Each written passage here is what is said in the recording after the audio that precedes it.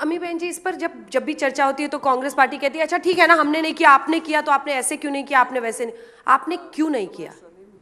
क्या आपको नहीं लगता है कि जो महिलाओं की हालत देश में 1947 में रही होगी, 50 में रही होगी, 60 में रही होगी, 70, 2020-23 में तो उससे बेहतर ही है? अभी भी जरूरत है महिला आरक्षण की। क्या आपको नहीं लगता है कि बहुत बड़ी नाइंसाफी हुई है? इतने दशकों तक जो आपने इसमें ईमानदारी नहीं बरती, आपने इसको पास नहीं कराया। आप तब कोटा विद इन कोटा की बात नहीं करते थे, अब आप कह रहे हैं इसमें ओबीसी कोटा लाइए। ओबीसी कोटा तो पूरे पार्लियामेंट के चुनावों में नहीं है, एससी एसटी है, लेकिन ओबीसी कोटा तो वहां भी नहीं है। मतलब पुरुषों में ये ओबीसी कोटा ना हो, लेकिन महिलाओं का आए तो उसमें ये तीनों कोटा डालो। क्या ये सिर्फ मीन मेक और कुछ ना कुछ एक कांटा अड़ाने के बराबर नहीं है? दो प्रश्न है मेरे। नहीं, पहले आप जब महिला आरक्षण की बात करते हैं तो women empowerment is the most important component. मुझे ये बात बताना हमेशा ज़रूरी लगता है, इसलिए कि जब राजीव गांधी जी ज़मीन पे चल रहे थे, मिल रहे थे लोगों को, तो उन्हें लगा कि हम महिला की बात कर रहे हैं पर महिला पॉलिटिकली तो कहीं आ ही नहीं रही है, कहीं दिख ही नहीं रही है, तो कैसे लाएंगे? ऐसे कहेंगे चलो आप महिला को लाओ, महिला को लाओ, तो ऐसे समाज नहीं आने देगा। आप मुझे बताइए कि कौन सा समाज ऐसे कहेंगे अच्छा अच्छा हम तो महिला आरक्षण में मानते हैं, महिला एम्पावरमेंट में मानते हैं, आपको हम टिकट देते हैं। मैंने तो कभी कहीं देखा नहीं। तो उन्होंने सोचा ये इसको बाय लॉ, कानून से अगर लाएंगे तो ही बेचारी महिला जो बेचारी कहलाती है वो आके कुछ बोल सकेगी। That is how the Panchayati law came and it was only at the village level. तो वहाँ उसको आज 30 इयर्स हो गए और मिनिस्टर जी ने जवाब दिया है पार्लियामेंट में कि आज 1 लाख से ऊपर महिला सरपंच हो चुकी है। It took 30 years. ना ये पॉलिटिकली नहीं, लीगली लाए थे कानून बना के 73rd और 74th amendment in the constitution, तब इनको compulsory you have to give it to a woman. वरना मुझे नहीं लगता है, हम पैट्रियार्कल समाज की बात करते हैं, let us not avoid these words, तो वो नहीं देंगे अपने आप कि नहीं नहीं बहन आप बहुत अच्छा कर रही है गांव में, आप आ जाओ सरपंच बन जाओ या तो कमेटी में बैठ जाओ। ऐसा नहीं होता है। So that empowerment took 30 years.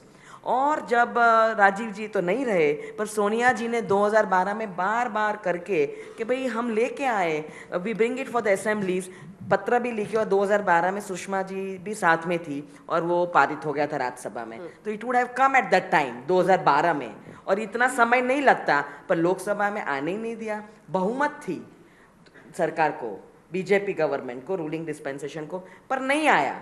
ये भी कितना प्रेशराइज करने के बाद, कितना लेटर लिखने के बाद ये लेके आए, और विथ 2 कंडीशंस कि डिलिमिटेशन होगा और सेंसस होगा। क्या लेना देना है? अगर आपको करना ही है महिला एम्पावरमेंट, आपको महिला को टिकट देनी है, आपको महिला को लाना ही है, तो ये कंडीशंस क्यों रखी है आपने? तो आपका इरादा ठीक नहीं है। हमने तो बहुत प्रयत्न किए और आप देख रहे हैं कि सरपंच लेवल से हम लोग असेंबली में भी आने लगी है, पढ़ी लिखी महिला पर सरपंच है। आप देखेंगे तो young girls are coming as sarpanches, they are taking decisions whether it is for Boriband dam or it is for recharging the well. I am seeing these issues on the ground and उसके साथ थोड़ा legal empowerment भी होता है। तो this is happening, पर यहाँ नहीं हो रहा है। तो आपकी मंशा आपने ले लिया कि चलो रिजर्वेशन बिल मांग रहे तो देते हैं, पर विथ अ कंडीशन, मैं आपको दूंगा और दूंगी, पर आपको वेट करना पड़ेगा, इंतजार करो।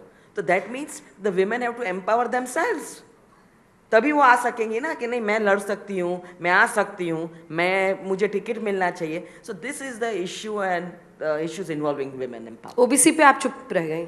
नहीं, वो see again that is a census issue and हर एक को आना चाहिए ना। पर पुरुषों में भी ओबीसी का रिजर्वेशन नहीं है? नहीं, अब तो we are only talking about reservations in every section. आप देखिए हर जगह कोई भी बात होती है तो ये सेक्शन कहाँ बोला आपने कि पुरुषों के लिए भी पार्लियामेंट में रिजर्वेशन हो ओबीसी का? ये तो नहीं बोला राहुल जी ने। नहीं, पुरुषों भी मांगेंगे ना, दे विल हैव टू। अच्छा, इसके बाद मांगेंगे? पहले महिलाओं के लिए मांगेंगे, फिर पुरुषों के लिए मांगेंगे?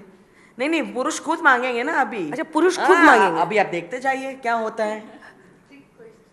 ट्रिक क्वेश्चन ही, मैं खुद समझना चाह रही हूँ कि पॉलिसीज क्या है पार्टीज की इस पर, क्योंकि ओबीसी को लेकर समझ आ रहा है। क्या ये सिर्फ फांस बनाने के बराबर नहीं है प्रियंका जी? मैं आपसे भी पूछ रही हूँ, क्योंकि ये तमाम पार्टियों ने caste census, OBC vote bank, क्योंकि 33 से 44% ओबीसी ने 2019 में मोदी को वोट किया, तो ये एक बहुत मजबूत हथियार है आपके लिए कि ओबीसी को आपको अपनी तरफ करना है। इसीलिए जब रिजर्वेशन है ही नहीं ओबीसी के लिए पार्लियामेंट में, तो महिलाओं वाले में क्यों ऐड किया जाए? नहीं, हमारी पार्टी का स्टैंड बहुत क्लियर था कि हम 33% रिजर्वेशन महिलाओं का समर्थन करें, उसमें हम रिजर्वेशन विद इन रिजर्वेशन नहीं मांग रहे हैं। सबसे पहली बात। दूसरी बात, आपने एक वर्ड का इस्तेमाल किया, फार्स। मैं कहूँगी सबसे बड़ा फार्स जो हुआ है देश की महिलाओं के ऊपर हुआ है।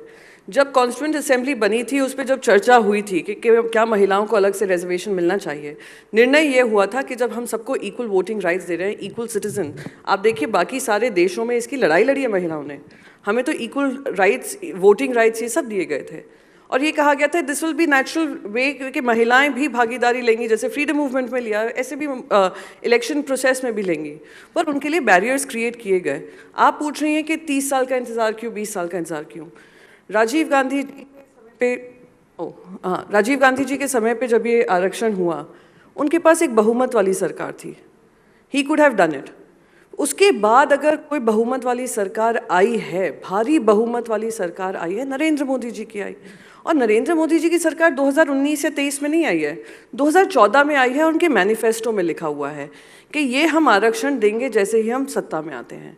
आपको एक तो इतने साल ये भी विश्वासघाती हुआ, फार्स हुआ। दूसरा, आप कह रहे हैं कि रिजर्वेशन डीलिमिटेशन में, ma'am with all due respect to Sunita ji, I respect her tremendously, वो कह रही डीलिमिटेशन हो जाएगा सेंसस जैसे आएगा। डीलिमिटेशन की लड़ाई ऑलरेडी शुरुआत हो चुकी है नॉर्थ वर्सेस साउथ को लेकर, एंड मैं ये नॉर्थ वर्सेस साउथ नहीं करना चाह रही हूँ, पर वहाँ पर कंसर्न्स हैं in terms of representation in the parliament, क्योंकि ये पॉपुलेशन के आधार पर सीट्स का निर्णय होगा। तो it is not going to be so easy, ये लड़ाई सुप्रीम कोर्ट जाने वाली है। तो मैं कहती हूँ जो केक आपके सामने है, और केक में आपने ये नहीं कहा था जब 2014 में महिलाओं को वादा किया था, ये नहीं कहा था कि जब केक हम आधे किलो से 1 किलो करेंगे तब आपके लिए रिजर्वेशन करेंगे। आपने कहा था उसी आधे किलो केक में हम आपकी भागीदारी बढ़ाएंगे। तो वो विश्वासघात क्यों किया महिलाओं के साथ? क्योंकि जब आरक्षण पंचायत इलेक्शंस में भी हुआ था, वो इमीडिएट लागू हुआ था, वो कोई पोस्ट डेटेड चेक की तरह नहीं है कि आपको आने वाले 5 साल में हम प्रॉमिस करेंगे। That is the only farce played on the women. Sushmita ji, लेकिन सच्चाई की धरातल पर आए तो बहुत कड़ा निर्णय होता है ये, और ये सच है कि सबको, अगर आप समाज में बहुत बड़ा बदलाव करना चाहते हैं, आप सडनली थोप नहीं सकते हैं। क्या इसकी वजह से, क्योंकि जुमला कहा, अब तो खैर सांसद नहीं रही, महुआ मोइत्रा जी ने आपकी पार्टी की तरफ से इसमें पार्लियामेंट में कहा था, उन्होंने कहा था कि ये जुमला है इस सरकार का। जुमला कैसे है? क्योंकि अल्टीमेटली यूनानिमसली आप ही पार्लियामेंटेरियंस ने इस बिल को पास किया। ये सच है कि सरकार कह रही है हम इसको डीलिमिटेशन के बाद, जब सब इसके लिए मेंटली तैयार हो जाएंगे, हम इसको लागू कर देंगे। फिर जुमला कैसे? रिजर्वेशन में जो सबसे बड़ी बाधा होता है वो मेल एमपीज कहते हैं कि हम अपना सीट क्यों गिव अप करें कोटा के लिए। एग्जैक्टली। तो डीलिमिटेशन के साथ इसको जोड़ के पुरुषों को ये मैसेज दिया है कि आपको अपना सीट नहीं छोड़ना है, क्योंकि लोकसभा में सीटें बढ़ेंगी तो आप अपना सीट रखेंगे, एडिशनल महिलाएं आएंगी। सुनीता जी हाँ कर रही हूँ। हाँ, दूसरी बात मैं ये कहना चाहती हूँ कि डीलिमिटेशन सेंसस होगा, सुनीता जी ठीक कह रही है, सेंसस तो होना ही है। अगर आप डीलिमिटेशन के इतिहास को देखेंगे, पहले इंदिरा जी ने करना चाहा पर कर नहीं पाई, क्योंकि पॉपुलेशन कि जहाँ जिन राज्यों में आबादी नहीं बढ़ी है उनकी सीट कम हो जाएंगी, इंदिरा जी ने एक बारी उसको डिले किया। फिर वाजपेयी जी ने भी इसी कारण के लिए एक बारी डिले किया। अब 99% चांसेस आर कि सेंसस तो ज़रूर होगा, पर डीलिमिटेशन में ये बाधा फिर आने वाली है। इसका मतलब अब आप पॉलिटिकल पार्टीज को छोड़ दीजिए, इस देश में इतने एक्टिविस्ट और एनजीओज हैं जिन्होंने महिला आरक्षण की लड़ाई लड़ी।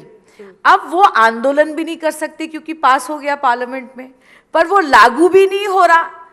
Do you understand? So it's neither here and not there. और मेरा ये मानना है कि मोदी जी की सरकार, भारतीय जनता पार्टी इसको डीलिमिटेशन से ना जोड़कर शायद ये कह सकते थे कि हम ये 5 साल के अंदर लागू करेंगे।